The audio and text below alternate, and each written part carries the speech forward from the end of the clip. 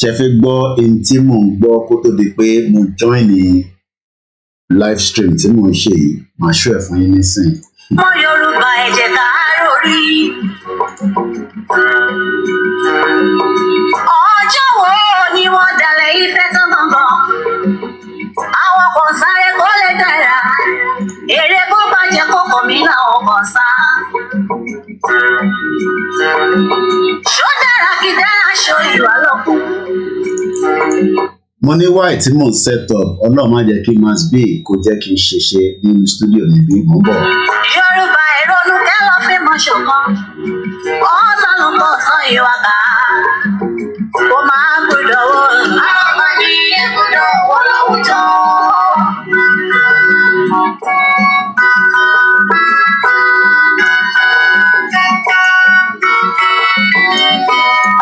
Ǹjẹ́ kí gọ́ọ̀mẹ̀ntì. Mo kí lẹ́ẹ̀kan sí pé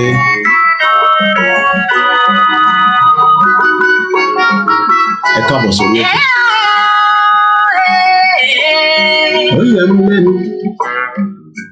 Ó yà mí lẹ́nu. Ó yà mí lẹ́nu lu omi nù ń kọ́ mi. Bẹ́ẹ̀ni. Mo kí àbúrò mi dáadáa. Ìdí táwọn àgbààgbà iná Mo ti fẹ́ pa mí mọ́bìlì sínú stúdíò ní Yorùbá.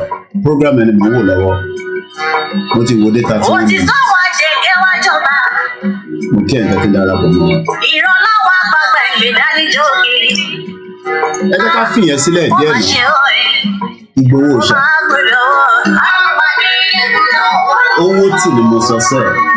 Ẹ káàbọ̀ sórí ètò ìyá wa Ọlá Odùs, mo fi tọ̀wọ̀tọ̀wọ̀ mo fi dárúkọ yín mọ́ mi. Masbi ló fẹ́ pa mí sínú stúdíò, kò ń ṣẹjọ́ mi, Masbi ni. Ẹ já gbọ́ díẹ̀ ká tó tún padà sínú orin yẹn. Tìmọ̀ a kò máa ẹ̀kọ́ declare ni tẹ́lá kò ti declare àkọ́tù gbé yín ká dá yín padà sí kòtò bí ìpé wèrè bíi tiẹ̀ ló bá sọ̀rọ̀.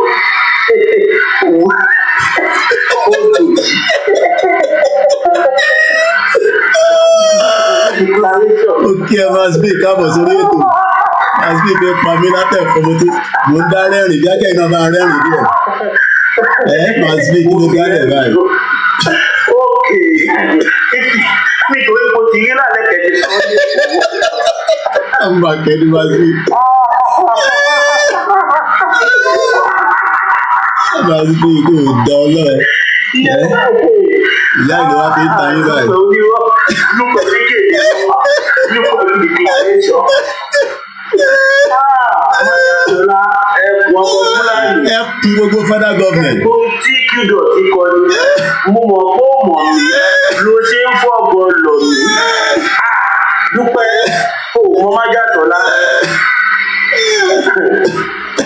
Ṣé rí ọ̀pọ̀lọpọ̀ yìí tẹ wà níta mo fi Ọlọ́run búra fún yín fẹ́ẹ̀ mẹ́ni tó jẹ́ ṣe Sunday Igboho. Wọ́n lè mọ láíláì wàláì tàláì sí wọ́n fi láì láti láfúwà wàláì. Ẹ̀mẹ́ tán pè ní Ìgbòho. Bébí lẹ́pẹ̀ Ìgbòho ni. Mo kí dáadáa ìyàwó Grandma Comfort Adélẹ́yẹ ẹ káàbọ̀ sí. A ṣe ń settle down ni Mọ́mì mi dáadáa Tóyìn dáadáa ìjà èyí tí mo fi tọ̀wọ̀tọ̀wọ̀ dárúkọ. Kò ṣe Nàìjíríà nìkan ló ń scam. Dúpọ̀ ní tìrì gan ti scam. Ó ti scam. Mo gbọ́ Dr. Zabi náà. Ẹ jẹ́ tó lọ mú ti Dr. Zabi wá. Ọlọ́run ayẹ̀kẹ́ pa mí gbogbo ẹ̀yin mídíà yọ lọ. Kí lẹ wá ń dálẹ̀ báyìí? Ẹ jẹ́ ká lọ́wọ́ ti Dr. Zabi lélẹ̀. Ẹja yọ advert yẹn kúrò. Mo kí Wàsíù, Maize Gold, Dash Mayor, gbogbo ẹ káàbọ̀ ẹ settle down. Mo ní ká tètè bẹ̀rẹ̀ ni ká lè ní enough time. Ẹ jẹ́ ká advert lọ́bi tí ibi táwọn olúkàlùkù ti ń jẹ owó náà nìyẹn. Ọkùn ti yọ tiwa báyìí. Ẹ jẹ́ ká advert yẹn lọ tán. Mo kí gbogbo yín tẹ̀ ń settle down. Good evening and welcome to our ẹgbọ́n kan tí ibi tí mo ń gbọ́ lọ́nà ní ọ̀dọ̀ ya Dr. Zabi ẹja gbọ́ tí báyìí náà. Ọlọ́run yẹn ò fi wọ̀n ẹ́ pé ó máa fi nǹkan kan sí Ọlọ́run tó ń sì yẹ òtó bẹ́ẹ̀ gbogbo nǹkan tọ́lọ́run ẹ̀ ń sọ fún ẹ ó kàn ń fẹ́ ìyẹn látọjọ́ yìí òun ló wá fèrè lé. Rẹ́ẹ̀dì ni Dr. Zabi wọ̀ ẹni tó ń tanná yáyáyá ẹnájì yẹn ní agbára ìyálà dá. Getting worse. Because when my husband came out, he told me specifically why he came out, not because of power, but because of help from the people. And I believed it. I saw it myself at that time. But now, what is on the ground is worse than when he even said he wanted to come out. So the reason why I'm out is this: number one, when you know what to do and how to do it, and you refuse to do it, you're gonna go to the hottest part of hell. Wait. And that was just. Ẹja fìyẹ sílẹ̀ ẹja tó ká padà sí ti Masbi yẹn ẹja padà sí Masbi dà Masbi má sà lọ ìwọ́dà ó yá Masbi tó bá ń sọ̀rọ̀ sókè díẹ̀ ká tó wọnú ètò tiwa lọ.